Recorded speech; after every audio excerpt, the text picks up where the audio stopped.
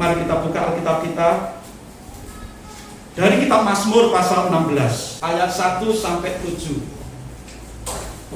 Kita akan membaca 7 ayat ini berbalasan. Demikian firman Tuhan, Mazmur pasal 16 ayat 1 sampai 7. Miktam dari Daud. Jagalah aku ya Allah, sebab padamu aku berlindung. 2. Aku berkata kepada Tuhan, Engkaulah Tuhanku, tidak ada yang baik bagiku selain Engkau. Orang-orang kudus yang ada di tanah ini, merekalah orang mulia yang selalu menjadi kesukaanku. 4. Betapa besar kesetiaan orang-orang yang mengikuti nama baik. Aku tidak akan takut bersama dengan orang mereka yang di darat. Juga tidak akan menyebut-nyebut nama mereka yang bibirku. Ya Tuhan, Engkaulah bagian warisanku dan pialaku. Engkau sendirilah yang meneguhkan bagian yang diundikan kepadaku. 6. Hari hukum jatuh bagi milikku di pandangan yang bisa menyenangkan hati. Aku memuji Tuhan yang telah memberi nasihat kepadaku. Ya, pada waktu malam hati nuraniku mengajari aku. Amin. Untuk firman Tuhan. Sidang jemaat yang dikasihi Tuhan Yesus Kristus, tema khotbah kita pada pagi ini sesuai dengan tema di Alkitab kita, bahagia orang saleh. Bahagia orang saleh. Saudara, ada beberapa orang beranggapan kalau menjadi orang saleh itu hidupnya aman, tanpa hambatan, tanpa godaan, serba kecukupan.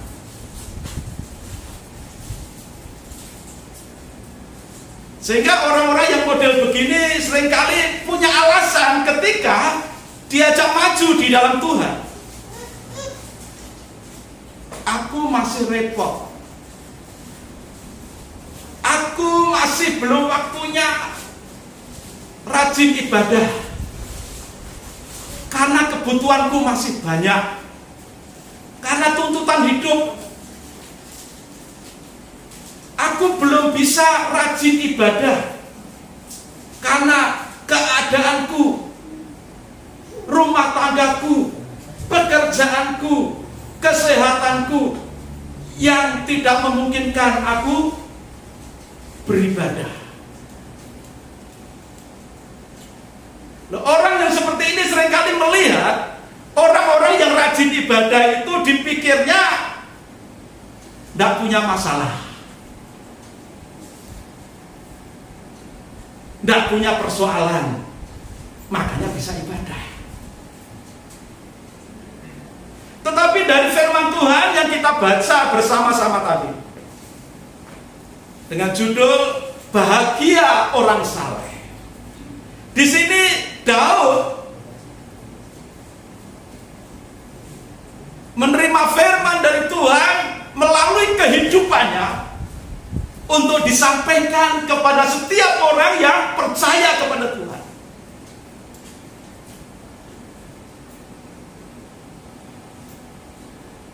Daud mengungkapkan bahwa kehidupan orang saleh itu adalah kehidupan yang bahagia.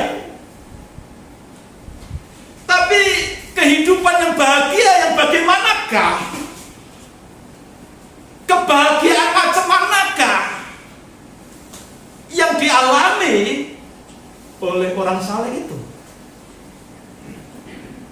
Apakah kebahagiaan orang saleh itu karena banyak uang, banyak harta benda? Apakah kebahagiaan orang saleh itu karena tidak ada persoalan, tidak ada beban hidup? Tidak seperti itu. Itu sebabnya kita bersama-sama akan melihat penjabaran, uraian dari penulis kitab Mazmur ini, bahagia orang saleh. Itu karena apa? Kebahagiaan orang saleh. Apa sih orang saleh itu?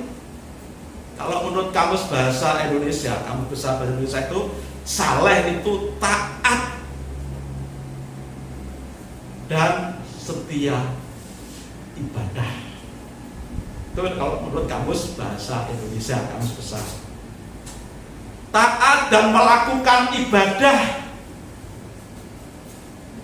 Makanya seringkali bapak-bapak, ibu-ibu ketika sama anaknya mungkin masih kecil, ya ditimang-timang, kepalanya dielus-elus. Nah, nanti jadilah anak yang soleh. Dalam pengertian apa? Taat dan setia kepada Tuhan, tetapi juga berbakti kepada orang tua. Bukankah itu satu kerinduan kita sebagai orang tua? Agar anak-anak kita juga bertumbuh menjadi anak yang saleh. Tentu orang tua kita dulu juga merindukan hal seperti itu, agar kita yang hari ini duduk di tempat ini juga bertumbuh dewasa, bahkan sampai usia yang di sini sudah sepuh juga, menjadi pribadi-pribadi yang saleh.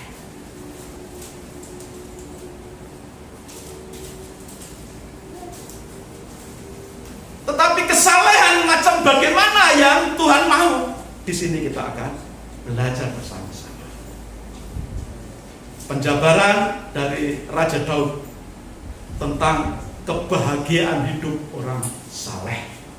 Yang pertama di dalam ayat 1.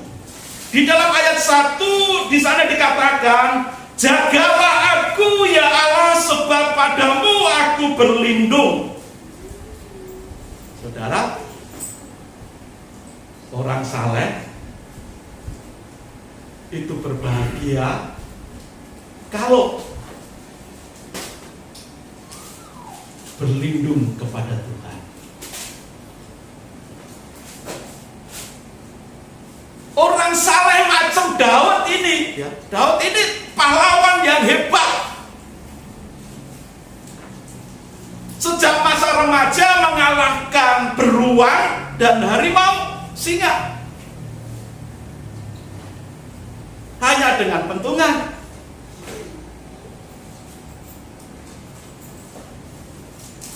Daud mengalahkan banyak musuh. Bahkan dikatakan dalam nyanyian orang-orang pada saat itu, kalau Raja Saul hanya beribu-ribu, tetapi Daud mengalahkan musuh berlaksa-laksa. Artinya Daud itu orang yang hebat menurut ukuran manusia. Tetapi orang yang hebat model Raja Daud ternyata dia tidak bisa hidup sendiri mengandalkan kekuatannya, mengandalkan kepintarannya, keahliannya dalam berperang. Tetapi dia mengandalkan Tuhan.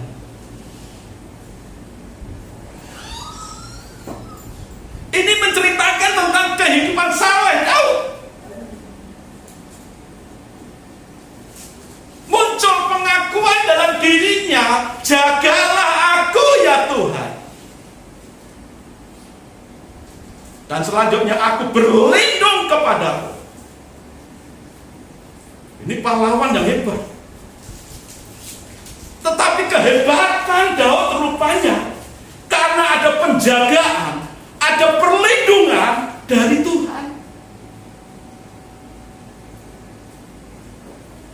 Kalau orang mungkin berkata, orang saleh itu karena tidak ada musuh, orang saleh itu karena kaya raya, orang saleh itu karena tidak ada persoalan. Salah. Daud punya banyak persoalan. Persoalan rumah tangga, persoalan dengan musuh-musuh di sekeliling kerajaannya.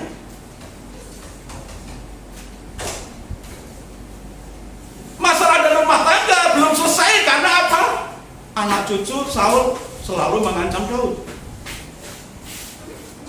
Tapi di sisi lain juga ada musuh-musuh di sekeliling bangsa orang Israel. Ada yang hidup di tengah-tengah kehidupan bangsa Israel, yang kapan saja siap menyerang Daud dan pasukannya.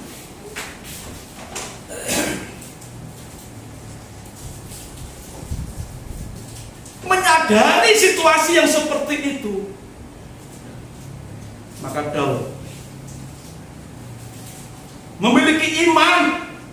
Hanya Tuhan yang sanggup menjaga dan melindungi aku serta bangsa Israel. Suatu pernyataan iman yang luar biasa. Walaupun dipuji-puji banyak orang dengan mengatakan Daud mengalahkan berlaksa-laksa musuh. Walaupun dia banyak harta, dipuji-puji, dihormati, disanjung-sanjung, dia tetap mengandalkan Tuhan. Supaya apa? Di dalam situasi yang serba nyaman, serba enak, banyak harta, disanjung-sanjung, tidak kehilangan kontrol. Saudara, orang saleh itu di dalam kekurangan dan kelimpahan, di dalam masa tenang ataupun masa bahaya, dia tetap mengandalkan Tuhan untuk menjaga, melindunginya. Tentu ini juga pelajaran yang bagus bagi kita. Kalau kita sebagai pengikut Yesus, sebagai orang Kristen,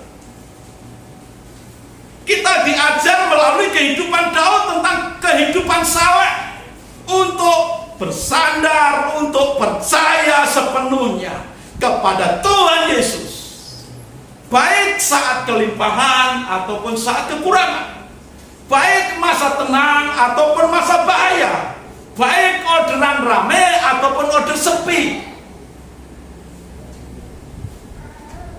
Selalu mengandalkan Tuhan, minta perlindungan dan penjagaan Tuhan. Bahaya selalu mengancam di mana-mana, baik dalam situasi yang kelihatannya aman-aman saja, bahaya juga ada di sana. Dalam situasi yang terang-terangan, ancaman yang nyata, lebih lagi bahaya juga ada di sana. Tapi tidak sedikit orang yang celaka gara-gara menganggap situasi aman-aman saja lalu meremehkan, lengah. Perhatikan, kecelakaan itu sering terjadi di jalan tol yang lurus. Enak kan jalannya mulus, lurus, halus. Tapi sering terjadi kecelakaan di situ karena apa? Merasa aman, merasa nyaman, jadi lengah. Tapi kadang-kadang di tempat jalan yang terjal, yang berkelok-kelok, kadang-kadang malah justru sedikit kecelakaan. Karena orang selalu siap, siaga, waspada. Maka jangan lengah ketika situasi hidupmu rasanya aman. Karena apa? Uangnya lagi banyak, tabungannya masih banyak, pekerjaannya lagi lancar. Lalu meninggalkan kehidupan yang saleh, tidak lagi mengandalkan Tuhan. Jangan. Dari Raja Daud kita belajar bahwa kehidupan orang saleh itu sangat bersuka cita, sangat bahagia untuk selalu mengandalkan Tuhan, baik waktu kelimpahan ataupun kekurangan, baik situasi yang kelihatannya damai tenang ataupun yang ada ancaman terang-terangan, tetap mengandalkan Tuhan, tetap minta perlindungan Tuhan. Itulah model orang beriman, itulah model kehidupan orang saleh dari pengalaman hidup Raja Daud. Hal yang kedua, Di dalam ayat 2 dikatakan, aku berkata kepada Tuhan, Engkaulah Tuhanku, tidak ada yang baik bagiku selain Engkau. Satu pernyataan iman yang luar biasa, yang muncul dari hati yang penuh sukacita, penuh kebahagiaan, didasari oleh percayanya, imannya kepada Tuhan.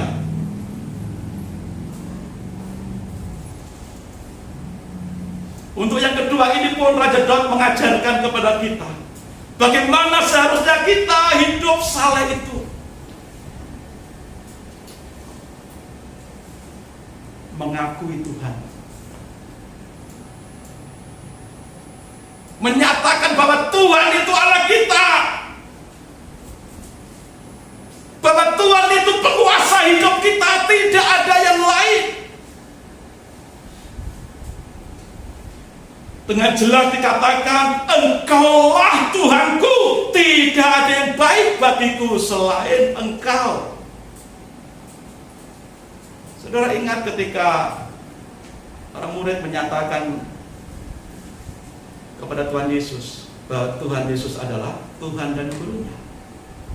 Dalam Injil Yohanes dikatakan, katamu itu tepat. Engkau menyebut aku Guru dan Tuhan.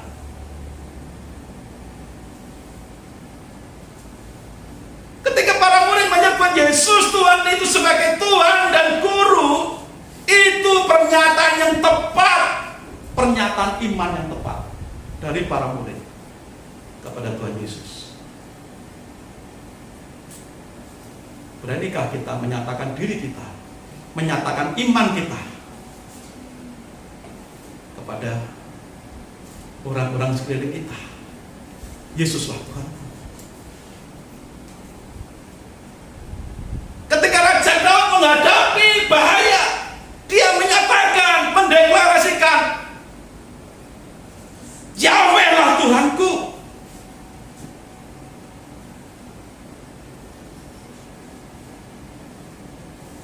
Tuhanlah penguasa hidupku, bukan musuhku, walaupun dia sudah dikepung oleh banyak musuh. Daud tetap mengandalkan Tuhan dan menyatakan imannya, Engkaulah Tuhanku, Engkaulah penguasa hidupku. Satu saat ketika kami para tukang pijat ngumpul, ya, terutama yang seiman, kami ada beberapa yang seiman sama-sama tukang pijat. Dia baca status saya, Ben Slamet setiap hari, Pak Slamet ini setiap hari kok ngupload ayat-ayat saja, tidak ada foto yang lagi makan-makan, tidak ada foto yang lagi glamor gitu. Cuma ayat saja, bosen, ada yang bilang gitu.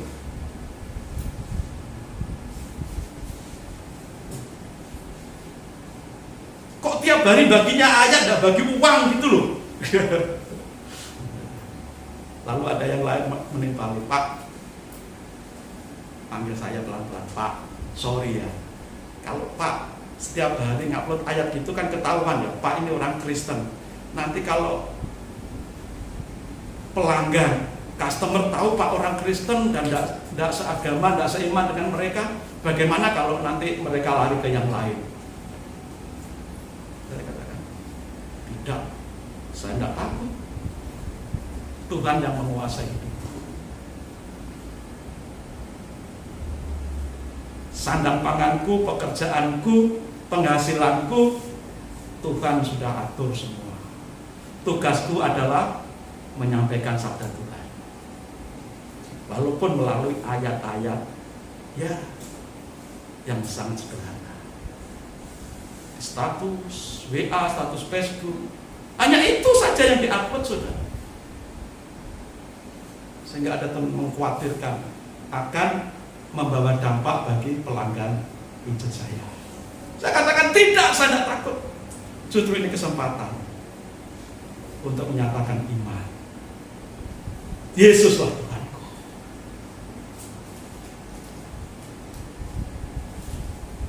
Berani menyatakan iman dan percaya Tuhan tidak akan pernah mengecewakan kita.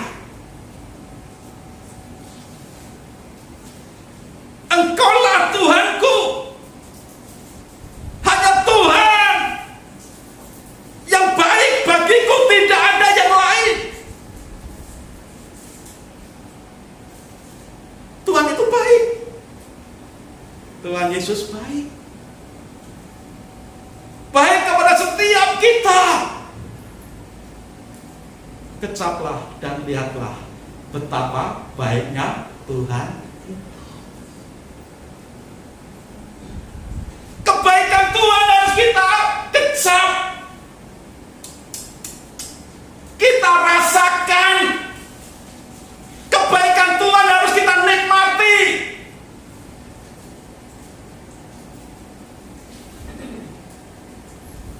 Sebagai orang yang percaya kepada Tuhan Yesus, mari belajar dari Raja Daud bagaimana dia menyatakan imannya. Engkaulah Tuhanku. Ketika mengungkapkan Engkaulah Tuhanku, Raja Daud mengungkapkan dengan sukacita, dengan bahagia, bukan dengan terpaksa. Ya, berhubung aku dikepung musuh, ya tidak ada jalan lain kecuali percaya Tuhan. Percaya karena kepepet. Tapi orang saleh tidak harus kepepet percaya Tuhan itu. Dalam situasi tenang, dalam masa tenang ataupun masa bahaya, ancaman yang nyata, tetap menyatakan imannya dengan sukacita. Engkaulah Tuhanku. Tidak ada yang baik selain Engkau bagiku.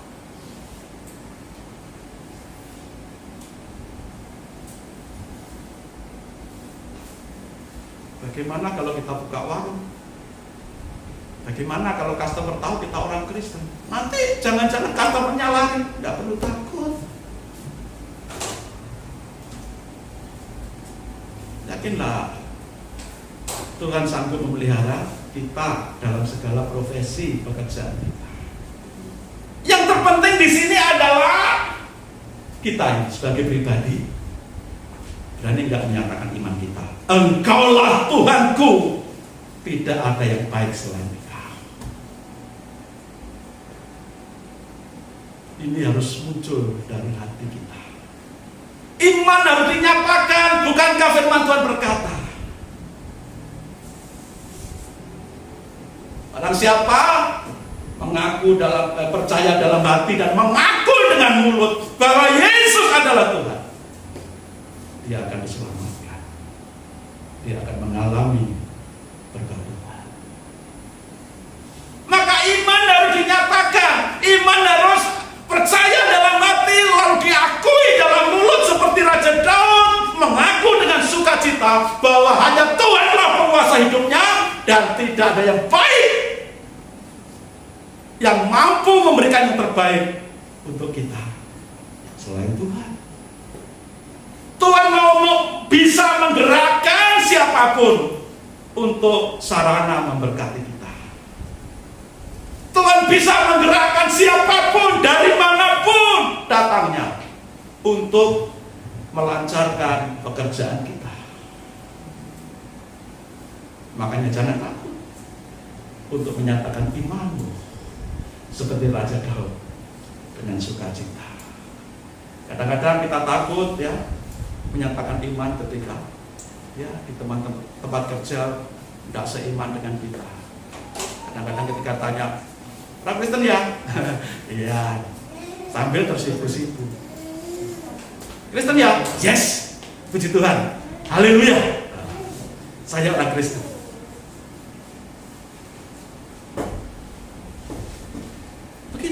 Ada sukacita, ada semangat ketika menyatakan iman. Bukan karena terpaksa, bukan malu tersipu-sipu, tapi dengan semangat, dengan sukacita. Itulah tanda kebahagiaan orang saleh ketika menyatakan iman kepada orang lain, kepada dunia, kepada situasi yang ada.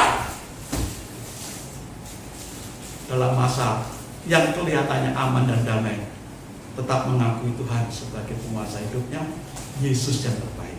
Dalam bahaya yang nyata yang di hadapan kita, kita tetap menyatakan iman kita bahwa hanya Tuhanlah yang terbaik dalam hidup kita.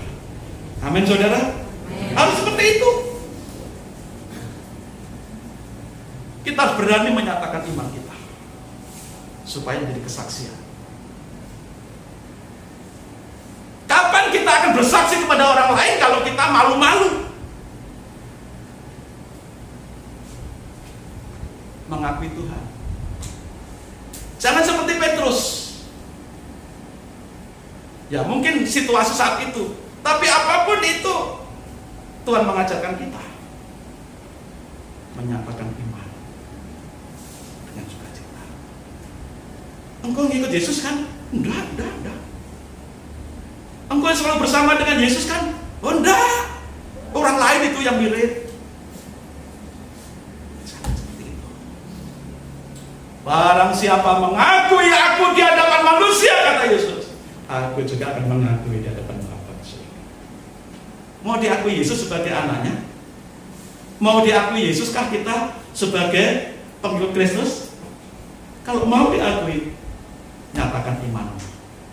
Engkaulah Tuhanku ya Yesus. Engkaulah yang terbaik bagi hidupku dalam segala situasi. Seperti janji nikah gitu loh. Berjanji dalam susah dan senang. Berjanji waktu sehat dan sakit. Kan begitu. Berjanji dalam kelimpahan ataupun kekurangan. Ayo, yang sudah berumah tangga suami istri, ingat itu janji nikah itu. Kalau ingat janji nikah itu, ayo nyatakan itu kepada Tuhan. Tuhan, dalam segala situasi aku mau beriman kepadamu. Aku mau menyatakan diri, memproklamasikan diri. Engkaulah Tuhanku, penguasa hidupku. Amin, saudara. Amin. Saudara, semakin kita tidak mengakui Tuhan sebagai penguasa hidup kita, di saat kita mungkin sedang kekurangan, mungkin sedang sepi, orderan, mungkin sedang dalam kesusahan, mungkin sedang berat, hidup kita akan tambah berat. Tapi ketika kita datang kepada Tuhan, saudara, Tuhan itu selalu mengundang terus menerus. Hai, marilah engkau yang letih lesu dan berbeban berat, aku akan memberikan kelegaan kepadamu. Jelas kan?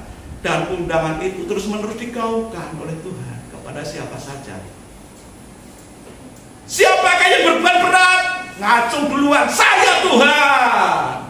Saya orang yang letih, orang yang lesu, yang berbeban berat. Tapi aku perlu engkau Tuhan, aku mau menyambut undanganmu.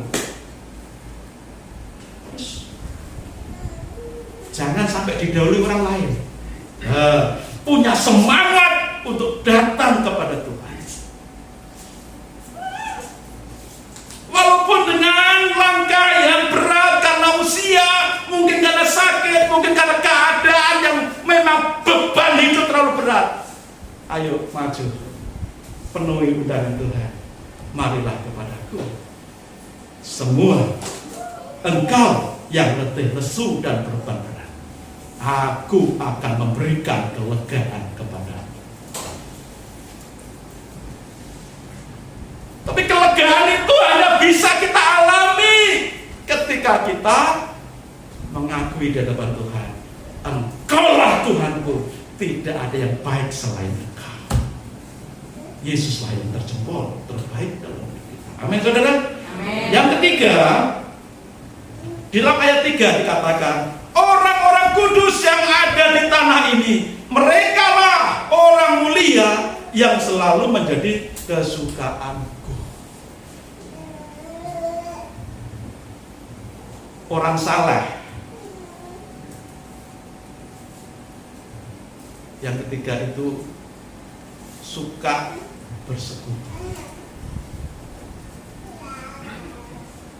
Bersekutu dengan siapa? Orang-orang kudus. Teman-teman seiman, saudara-saudara seiman. Orang saleh. Dari pengalaman kehidupan Raja Daud, itu suka berkumpul dengan orang-orang yang sama-sama percaya kepada Tuhan.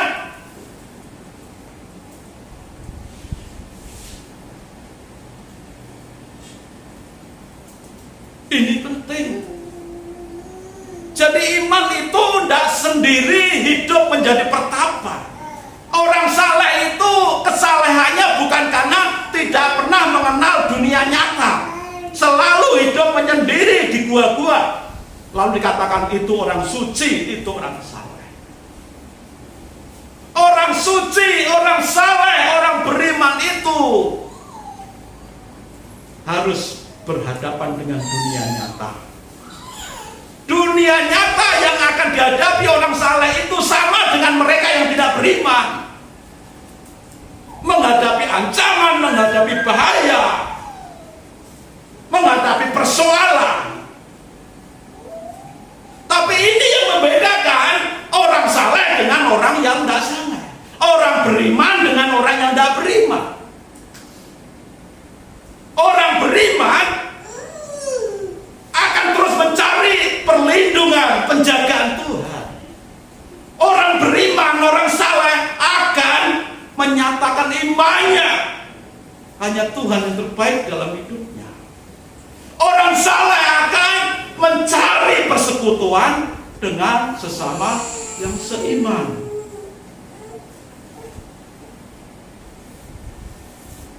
Janganlah engkau menjauhkan diri dari pertemuan-pertemuan ibadah.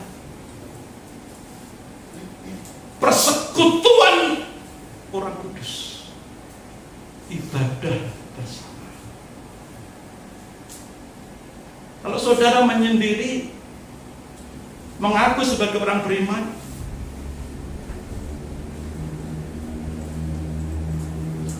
ketika Anda jatuh akan sulit berdiri karena tidak ada yang tahu. Ketika Anda beban berat, ketika Anda sakit, karena terbiasa menyendiri dan mengaku sebagai orang Kristen, Anda akan menghadapi semuanya sendiri karena tidak ada yang tahu. Tetapi ketika kita senang, bahagia bersekutu dengan saudara seiman, ini pentingnya persekutuan. Ini pentingnya kita mencari tempat-tempat ibadah untuk bersama-sama bersekutu. Supaya apa? Bisa saling melihat, saling memperhatikan, saling menolong, saling mengangkat, saling menopang satu dengan yang lain. Ketika ada yang jatuh, ada yang mengangkat. Karena merasa satu saudara di dalam Tuhan, walaupun tidak saudara. Mungkin kita berkekurangan, ada yang memperhatikan, lalu mencukupkan kita, walaupun tidak sepenuhnya. Tetapi paling tidak ada yang memperhatikan. Ketika kita sakit, paling tidak ada yang mendoakan, memperhatikan. Orang saleh akan mencintai persekutuan orang kudus, menganggap bahwa kumpulan orang kudus, kumpulan orang-orang yang seiman, itu saat-saat yang penting yang seharusnya jangan begitu saja mudah ditinggalkan dan dilupakan.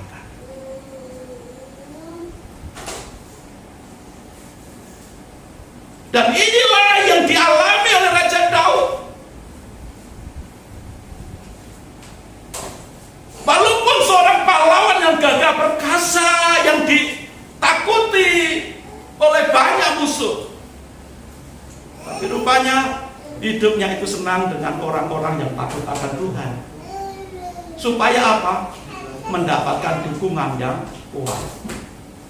Dukungan dari Tuhan itu pasti, tapi dukungan dari sesama orang kudus yang sama-sama takut akan Tuhan itu juga penting.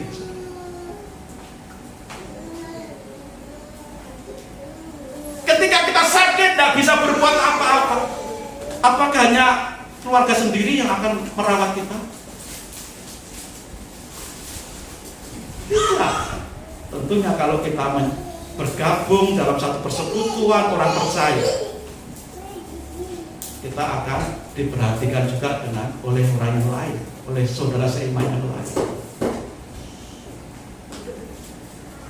Dan ini diajarkan kepada kita oleh Raja Daud, seorang raja yang ditakuti, yang disegani oleh para laut. ternyata kekuatannya bukan karena kekuatannya sendiri, tetapi kekuatannya karena Tuhan.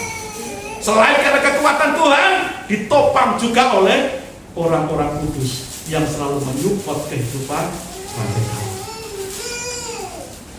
Sebagai hamba Tuhan, saya tidak bisa hidup sendiri, merasa paling beriman, paling rohani, paling tinggi. Dah. Tanpa doa dari jemaat, saya tidak ada artinya. Tanpa support dari jemaat, saya juga tidak ada artinya. Memang ada Tuhan, ya, tapi Tuhan memanggil kita bukan untuk menyendiri dengan kekuatan sendiri. Tuhan memanggil kita untuk memberdayakan, menggunakan seluruh potensi kekuatan orang percaya. Bukankah Tuhan juga berfirman, di mana 2-3 orang berhimpun dalam namaku, aku hadir di situ. Persekutuan orang percaya. Dan ketika Tuhan yang sendiri yang hadir dalam persekutuan 2-3 orang, terlebih banyak orang seperti ini, maka hal besar akan terjadi. Maka Raja Daud mengajarkan kepada kita bagaimana seharusnya kita hidup sebagai orang saleh, bagaimana seharusnya kita hidup sebagai orang yang beriman. Harus dengan sukacita, dengan bahagia. Iya. Mencari persekutuan dan percaya dan setia di dalamnya.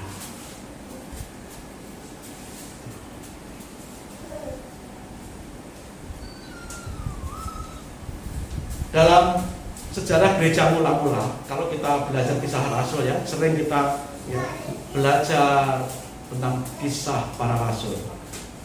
Dari kitab kisah para rasul kita belajar bagaimana gereja mula-mula berdiri. Di tengah ancaman, di tengah bahaya, di tengah masa kekurangan secara ekonomi, menghadapi masa-masa sulit yang kompleks, jemaat mula-mula bisa eksis dan terus bertambah banyak. Kenapa bisa begitu? Karena dari 1, 2, 3 orang berhimpun, dia mengadakan persekutuan yang kuat, yang erat, dan kekuatan mereka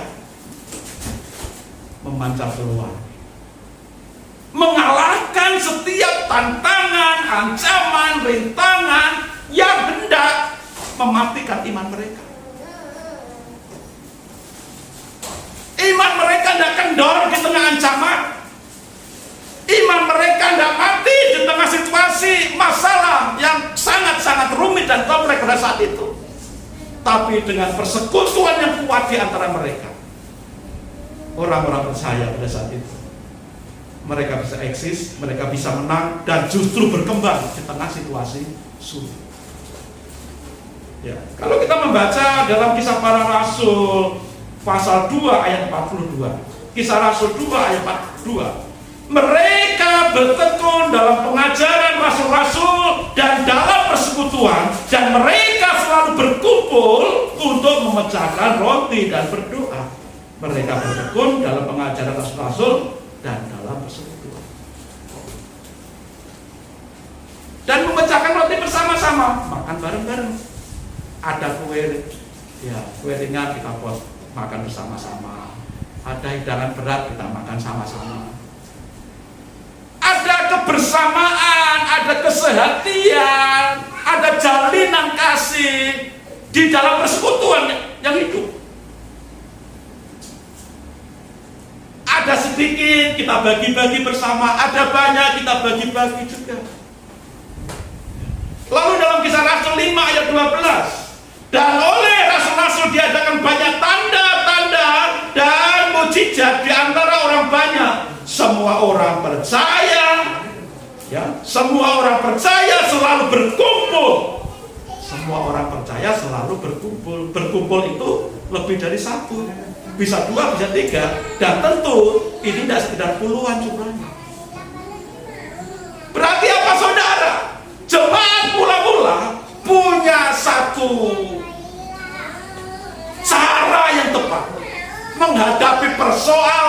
ancaman, tantangan itu secara bersama-sama dalam persekutuan orang percaya.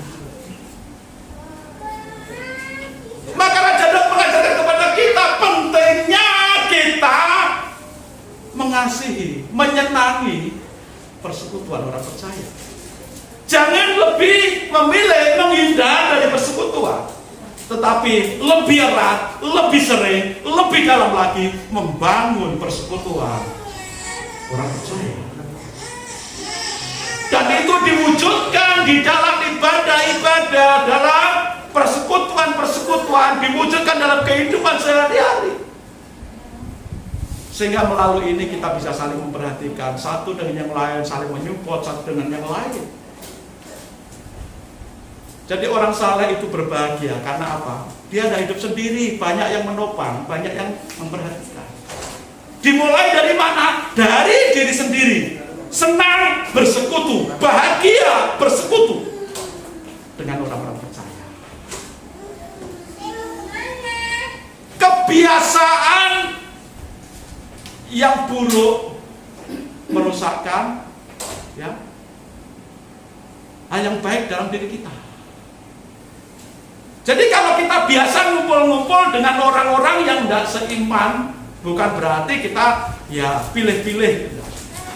Oke, kita bekerja campur-campur di tempat kerja. Rekan bisnis juga tidak seiman dengan. Oke. Tetapi secara spesial kita punya persekutuan orang kudus supaya apa?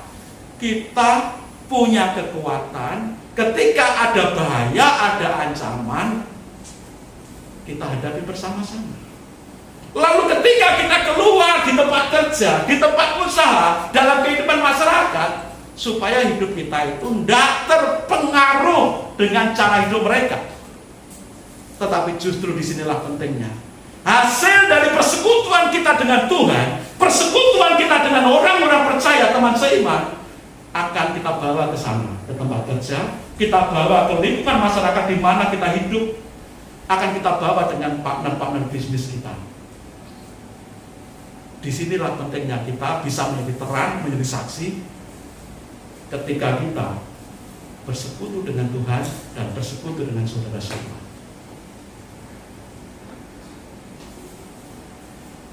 Nabi-nabi, rasul-rasul, anak-anak Tuhan yang dipakai Tuhan menjadi pemenang selalu adalah orang-orang yang bersekutu dengan Tuhan dan bersekutu dengan saudara seiman. Orang yang dipakai oleh Tuhan akan selalu berhubungan erat dengan Tuhan, berhubungan erat dengan persekutuan orang percaya.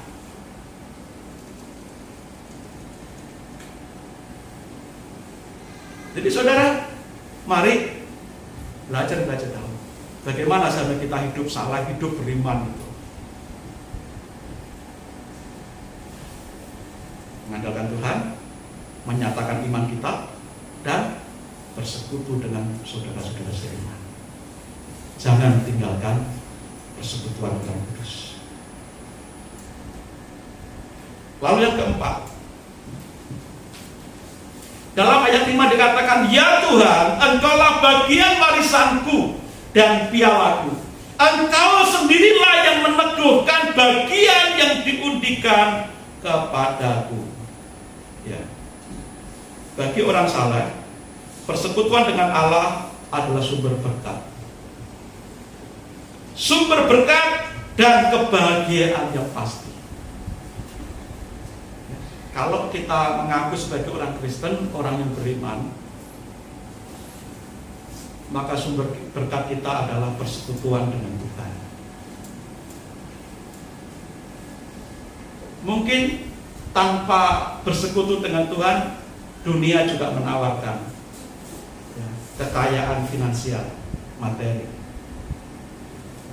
Tapi firman Tuhan juga berkata, apalah gunanya engkau memperoleh seluruh dunia tapi jiwamu binasa karena tidak bersekutu dengan Tuhan.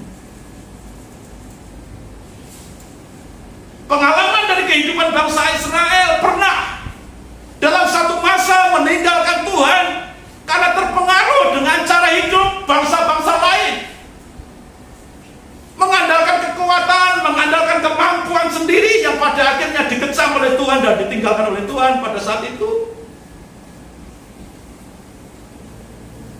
Sehingga Tuhan berkata kepada bangsa Israel, engkau meninggalkan Allah sumber kehidupan hanya untuk menggali kolam yang bocor.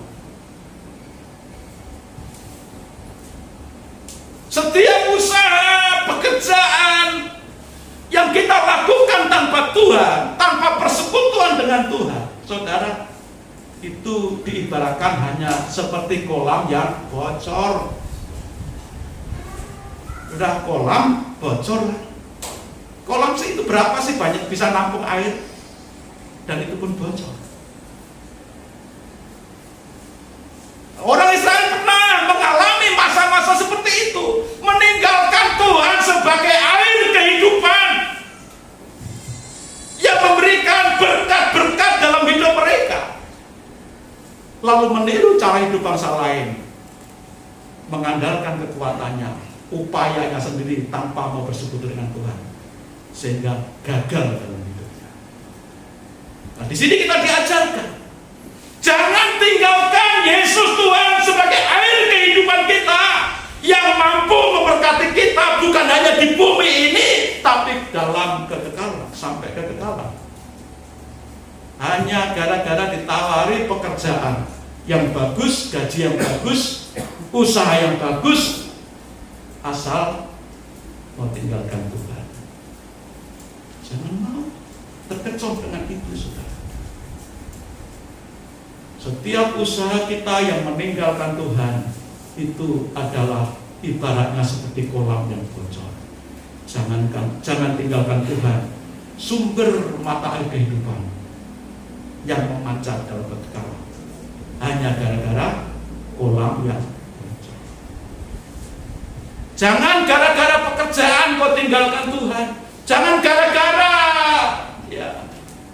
mau dilamar cowok ganteng dan kaya raya tinggalkan Tuhan.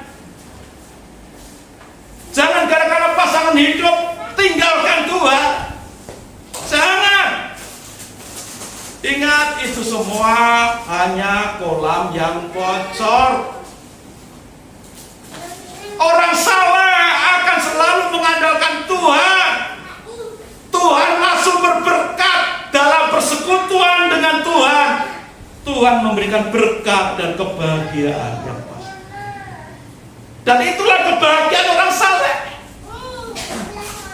Tuhan pasti memelihara kita dalam segala situasi dan kondisi. Saudara sekalian, ya Tuhan, Engkaulah bagian warisanku. Raja Daud menyatakan apa? Tuhan itu warisan satu-satunya, warisan yang sangat berharga untuk kehidupannya. Dengan memiliki Tuhan sebagai penguasa hidupnya, pusat kehidupannya, maka Daud bisa menjadi raja, bisa memenangkan banyak pertempuran, bisa menjadi raja yang sangat terkenal. Kenapa? Karena punya warisan yang sangat berharga. Tuhanlah warisanku dan pialaku. Orang beriman, harta yang sangat berharga ya Tuhan. Dan ingat, walaupun hanya Tuhan, hanya Tuhan, warisan. Tapi yang satu ini adalah pemilik langit dan bumi. Tuhan yang satu, yang esa ini adalah pencipta langit dan bumi, pemilik langit dan bumi. Jadi kalau kita mengalami seperti Raja Daud, beriman kepada Tuhan, dengan sukacita akan menyatakan, Engkaulah Tuhan warisanku, hartaku yang sangat berharga, yang paling berharga. Itu saudara. Tuhanlah warisan kita. Saudara, di sini siapa yang punya warisan berhektar-hektar, tanahnya berhektar-hektar? Siapa yang punya 1 hektar? Satu rumah aja terjual. Bukan dijual dimakan sendiri ya, tapi dimakan orang lain ya.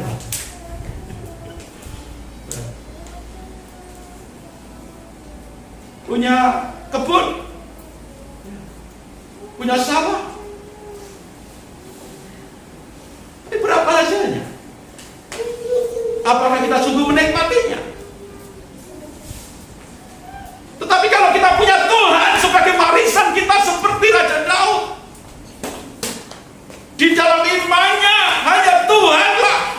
warisannya, tetapi hanya Tuhan itu. Jangan dianggap remeh walaupun hanya satu, ya Tuhan. Tetapi Dia pemilik langit dan bumi serta segala isinya. Jangan khawatir kalau semua habis lenyap. Yang kau miliki mungkin mengalami seperti Ayub. Dalam sekejap harta bendanya habis, keluarganya habis. Orang-orang yang dulu menghormatinya entah kemana. Istrinya mengutuki dia. Tapi bagi Ayub, Tuhanlah warisan satu-satunya. Makanya Tuhan mampu memulihkan. Kalau hari ini saudara mengalami habis-habisan hartamu, pekerjaanmu karena situasi saat-saat ini yang sulit, jangan berkecil hati. Nah, harta kita yang paling berharga, warisan kita yang paling berharga adalah pribadi Tuhan sendiri di dalam nama Yesus Kristus.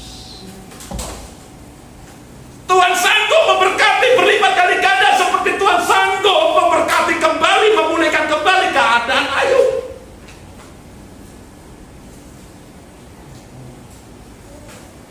Ya Tuhan, Engkaulah bagian warisanku dan pialaku. Engkau sendirilah yang meneguhkan bagian yang diundikan kepadaku.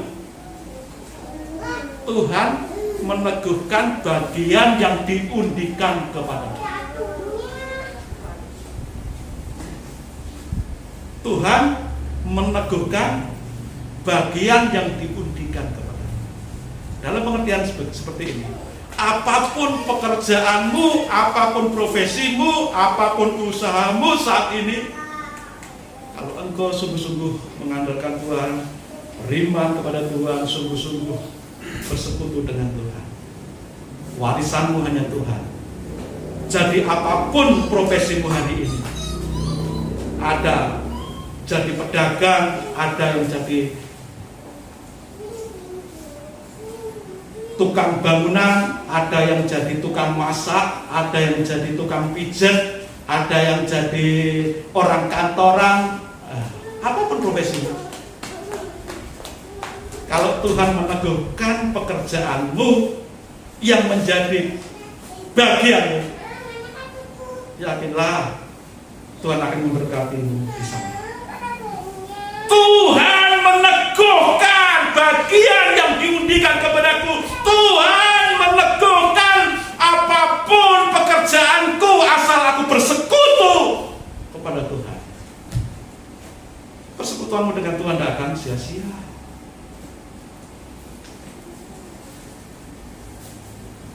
Saudara, ada orang mengira profesi atau pekerjaan jadi tukang rongsok itu hina. Belum tahu ya. Mungkin pernah saya ceritakan dia di kampung saya.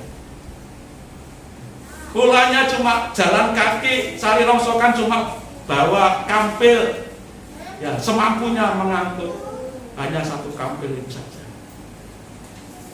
Tidak pakai sandal, keliling cari rombel. Tidak seberapa lama pakai sepeda ontel. Tidak seberapa lama pakai sepeda motor. Tidak seberapa lama terdengar suara beli tanah, beli rumah. Makanya sekarang yang namanya sampah jadi rebutan untuk mengelola. Karena apa? Dari sampah itulah banyak menghasilkan. Ketika dipilah-pilah, yang plastik sendiri, yang besi sendiri. Ada bagian-bagian tertentu yang logam mulia juga ada. Kawat kumparan itu juga mahal harganya kalau dijual. Saudara, makanya sekarang semua berlomba-lomba. Banyak yang berlomba-lomba mengelola sampah karena nilainya.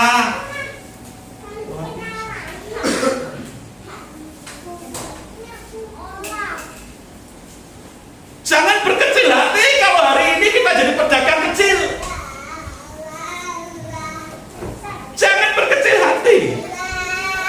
Kalau Tuhan meneguhkan pekerjaanmu walaupun sepertinya pedagang kecil, Tuhan bisa memberkati untuk mencukupi kebutuhan hidupmu dan keluargamu, bahkan bisa menyupport orang-orang lain, pekerjaan Tuhan, Pak.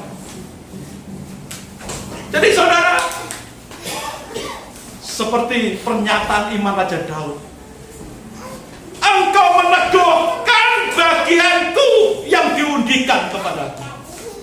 Jadi apapun profesimu, pekerjaanmu hari ini, kalau Tuhan meneguhkan, Tuhan memberkati. Kalau diteguhkan, Tuhan akan memberkati. Maka tekunlah dan jangan tinggalkan Tuhan. Karena orang saleh, orang beriman itu akan bertekun di dalam pekerjaannya karena tahu Tuhan meneguhkan.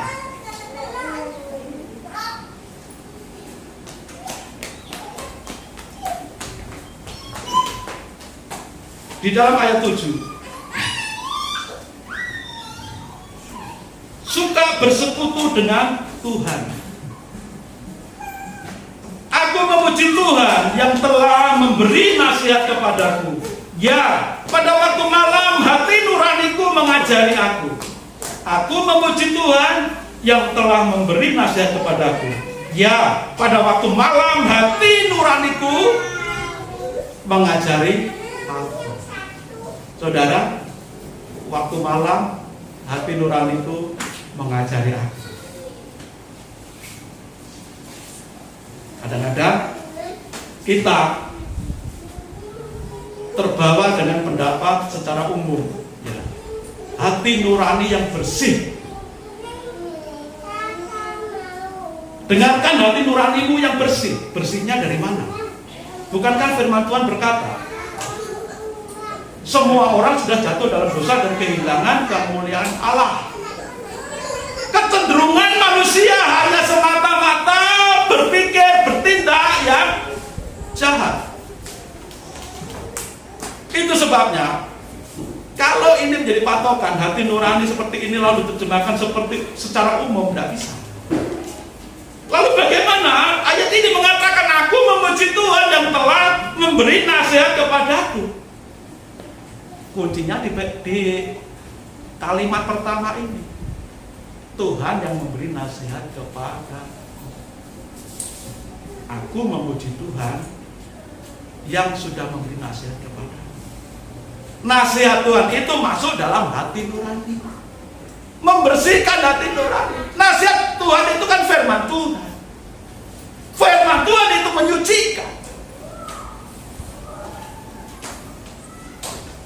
Kalau orang tidak pernah bersekutu dengan Tuhan, kalau orang tidak pernah mempercayai Tuhan, bagaimana hati nuraninya bisa bersih? Kita kalau ingin dibimbing, dinasihati Tuhan, hendaknya kita mengarahkan, ibaratnya radio, saudara, antennya, gelombang itunya kita putar, gelombangnya kita cari, kita setel dengan frekuensinya Tuhan, antennya juga kita arahkan di mana pemancarnya itu berada. Itu kalau radio. Tapi bagaimana dengan kehidupan beriman kita? Kehidupan, kesalahan kita itu ya seperti radio itu, saudara. Ayo frekuensinya, gelombangnya, anten kita arahkan di kerajaan surga. Melalui cara bagaimana? Memuji Tuhan, berdoa, membaca firman Tuhan, merenungkan firman Tuhan. Ketika kita memuji Tuhan, menaikkan penyembahan kepada Tuhan, kita mencocokkan frekuensi kita, anten rohani kita arahkan ke surga. Dari sana Tuhan akan berfirman kepada kita, memberikan rema kepada kita. Apa yang harus kita lakukan? Apa yang harus kita kerjakan? Nasihat-nasihat Tuhan akan muncul dari sana. Kalau kita tidak pernah mendengar firman Tuhan, kalau kita tidak pernah baca firman Tuhan, dari mana hati nurani kita akan diajari hal yang benar? Karena firman Tuhan sudah berkata, semua manusia sudah jatuh dalam dosa dan kehilangan kemuliaan Allah. Maka supaya kita mendapatkan pengajaran yang benar, nasihat yang benar di dalam hati nurani kita, lalu kita bisa hidup sehari-hari, maka harus kita arahkan hidup kita itu kepada Tuhan. melalui doa-doa kita, melalui pujian kita. Ayo sekarang yang ogah-ogahan memuji Tuhan, ayo dilatih kita untuk memuji Tuhan. Latihan memuji Tuhan, walaupun lagu-lagu yang sederhana saja. Kalau memang yang sepuh-sepuh mengikuti lagu-lagu yang sekarang itu kayaknya susah. Oke, yang ingat aja lagu-lagu lama.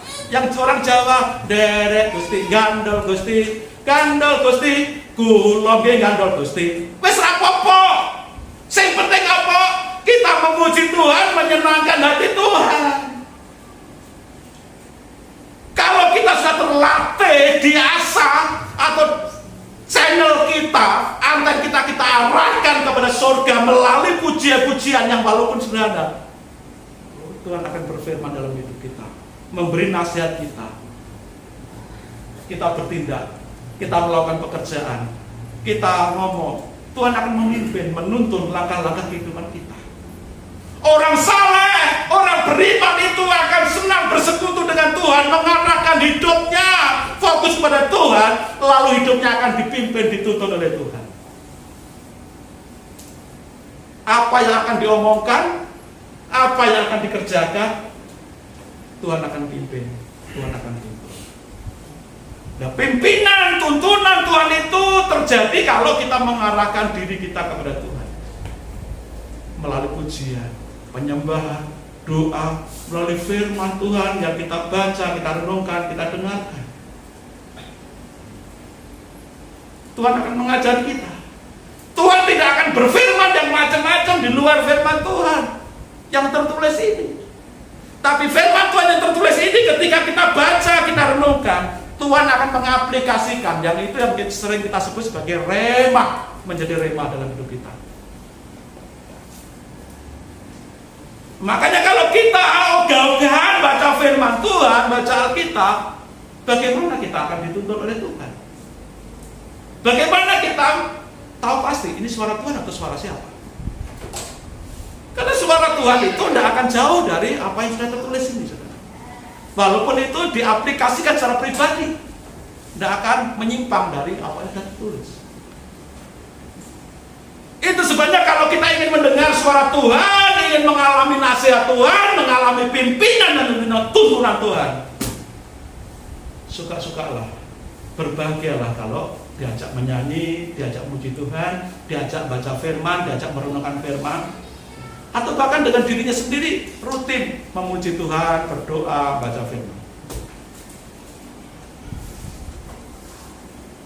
Saudara, setiap hari saya kirim ayat itu di status, di WA, di mana itu.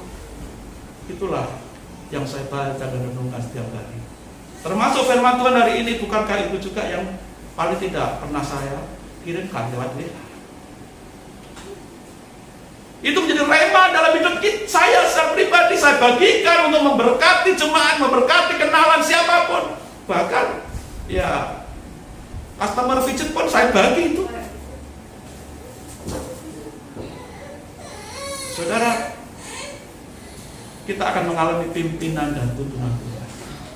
Hari-hari ini juga saya dikuatkan oleh Tuhan melalui banyak firman Tuhan yang saya baca, saya renungkan dan saya bagikan setiap hari status itu.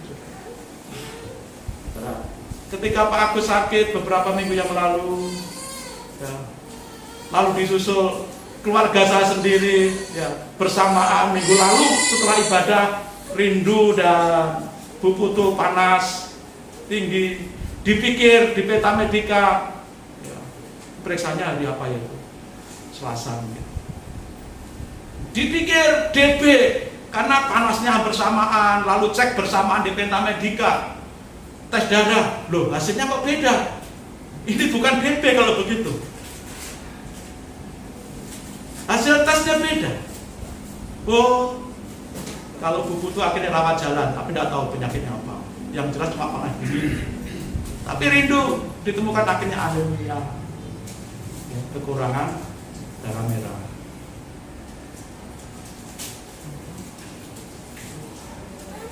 Rindu nama pulang dari Jumat. Kemarin tiba-tiba kemarin sore Putra panas badannya, telinganya berdarah.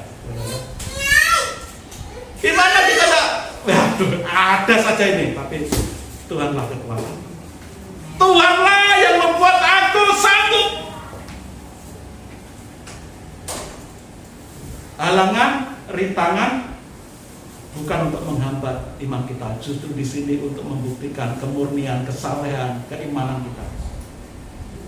Suasana nyaman, suasana enak, banyak berkat, bukan berarti juga itu tanda harus ya kita hebat, kita enggak. Dalam situasi kelimpahan, dalam situasi kelihatannya nyaman, tetap ingat hidup beriman, saleh, bergantung pada Tuhan. Apapun yang terjadi dalam hidup kita, enak atau tidak enak, sakit atau sehat, kekurangan atau kelimpahan, seperti janji nikah itu, pasanganku adalah segala-galanya. Pasangan kita secara rohani siapa? Tuhan. Bukankah kita mempelai perempuannya Tuhan? Segala jemaat itu mempelai perempuannya Tuhan. Kita punya janji dengan Tuhan, Tuhan punya janji dengan kita. Dalam susah, senang, dalam kekurangan, kelimpahan, dalam segala situasi dan kondisi, justru disinilah iman kita diuji, kemurniannya. Ketika enak lupa Tuhan atau tidak? Ketika banyak ancaman, banyak bahaya, lupa Tuhan atau tidak? Kemurnian kita, kemurnian iman kita, kesalehan kita diuji. Dan kalau kita dalam suka dan duka tetap setia, dalam kekurangan kelimpahan tetap setia, di dalam sakit ataupun sehat tetap setia, kesalehan kita akan teruji. Seperti Ayub, kesalehannya teruji. Biarlah jemaat Tuhan di tempat ini, iman kita, kesalehan kita menjadi sangat teruji, seperti kesalehan Daud. Teruji dalam segala situasi dan kondisi. Maka bagi Daud, hidup saleh itu satu kebahagiaan, suatu berkat.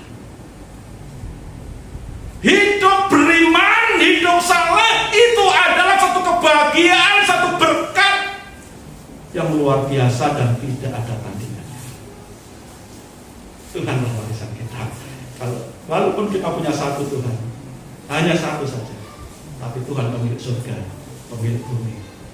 Kalau Dia pemilik surga dan bumi, Dia sanggup melimpahkan segala sesuatunya kepada saudara dan saya hari ini.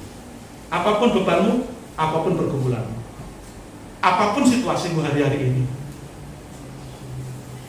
pasca, ya, bisa dibilang pasca, walaupun katanya ancaman pandemi ini masih panjang, kita bilang aja ini pasca pandemi ini,